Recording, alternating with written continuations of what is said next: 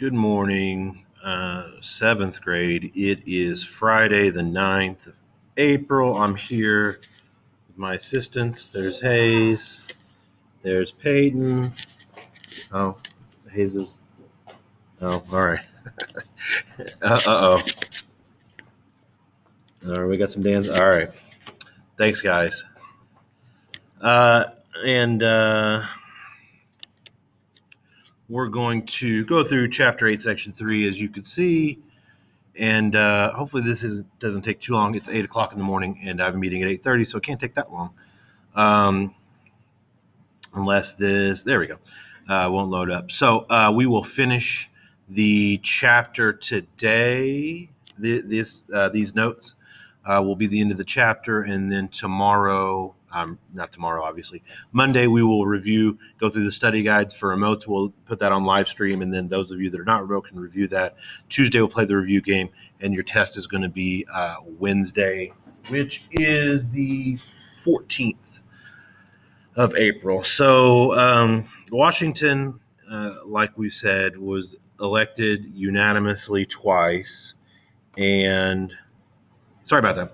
Washington was elected president unanimously twice, meaning nobody voted against him. But in the public at large, he was not without criticism. A lot of people, specifically people that supported Thomas Jefferson, attacked, and I don't mean attacked like punched him, but verbally attacked Washington, or more likely with the written word, attacked Washington as someone who was overstepping his bounds, using too much power, and acting a lot like the King of England did, which, if you, of course, and I know you do remember, is why we fought the war in the first place, is to get rid of the King of England.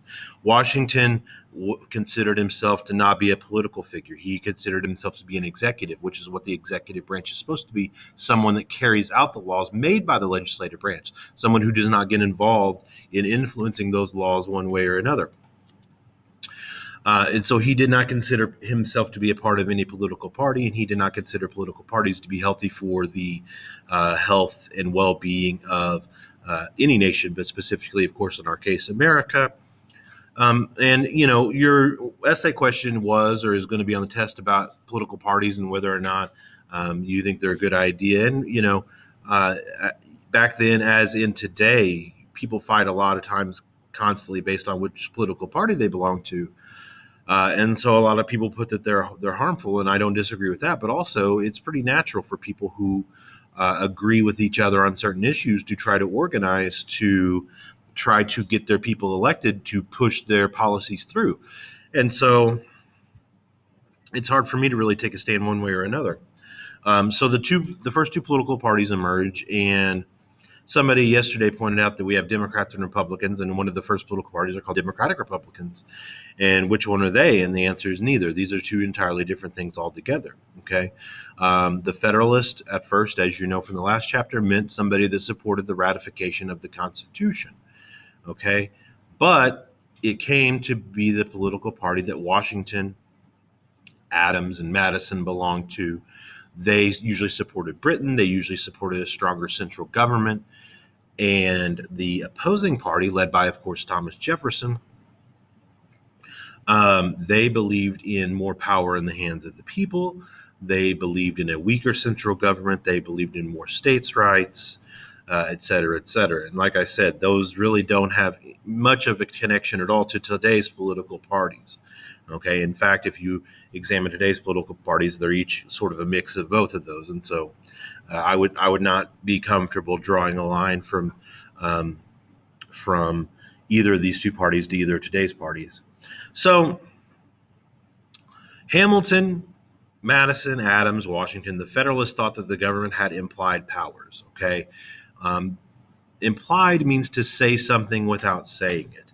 If I hand you in my classroom a test and I'm like, guys, I got to go out to my truck for the next 8 minutes, I won't be in the classroom. The answer key's on my desk. Don't cheat. Wink, wink.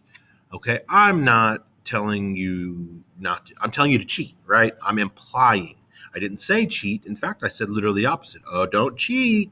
Okay. But my tone of voice and then what I'm telling you is telling you the opposite. To imply something is to say it without saying it. All right. And so Hamilton and his people, they were what are called loose constructionists. And this is a trick you probably tried with your parents, okay? So Jefferson and his followers were strict constructionists. And they thought the government can basically only do what the Constitution specifically says it can't do. Okay, but Hamilton and the Federalists thought the Constitution had implied powers, which is, like I said, a trick that you've probably tried with your parents, okay, where you get in trouble and your mom or your dad or your grandma or whoever's taking care of you says, I didn't tell you could do that. And then you think like, I got it. I'm springing a trap right here. And then you say, well, but you didn't say I couldn't. When I tried that when I was young, I would usually, catch a hand across the face from my mom. Hopefully that's not for you, but that's the idea. Well, the Constitution doesn't say you can do that. Create a national bank specifically is what they were arguing over. And then they would say, well, the Constitution doesn't say we can't. Shrug, shrug, shrug. And so the two parties also agreed on the people's role in the government. Federalists supported a more representative government, which means elected officials made more decisions in the people's name. The idea of the Electoral College, the not giving the people too much power. Republicans feared a strong central government and believed the opposite. They felt that liberty and property would only be protected if the common average farmer, worker, blacksmith, or whatever, as opposed to rich, moneyed bankers, were making decisions. And so Washington really, like I said, one of Washington's biggest things to his credit is that he kept people that agreed with each other and disagreed with each other around him and disagreed with him around him. Okay, he kept Democratic Republicans even in his cabinet, including Jefferson, even though he was, he said he wasn't, but he was really a Federalist. Okay, he tried. So Hamilton and Jefferson start to become, it's easy to happen. If you disagree with somebody constantly, you have to work with them. They're finally getting tired of each other. They're tired of arguing. Jefferson quits. He also quits because he can organize for the next election. And so he resigns as Secretary of State. Hamilton resigns as Secretary of the Treasury. And we have a next election. John Adams, who was the vice president, is nominated as the leader of the Federalists. Jefferson was nominated by the Republicans. Jefferson received 71 electoral votes. Adams 71. Jefferson received 68. This is before the 12th Amendment. So if you finished second, you became the vice president, which means we had a Federalist president and a Democratic Republican vice president, which is why they fixed it, which is why the 12th Amendment was passed. Although this was not the election that changed that. All right, the election of 1800, which we'll talk about in the next chapter, which gets crazy, ends up with murder, among other things. That election was where he's like, all right, we're going to change the rules so that way you vote for president and vice president at the same time. So France, as we talked about in the last chapter, we're starting to push closer and closer to war with France. And Adams wants to his credit, wants to avoid war. And a lot of his people, his Federalists, wanted war because they knew that if war were declared, that it would make him more politically popular and would make their party more able to win elections. But Adams, again, to his credit, is someone who did not think war should be fought and people should be fighting and dying for political gain. And that's something that's very admirable about him.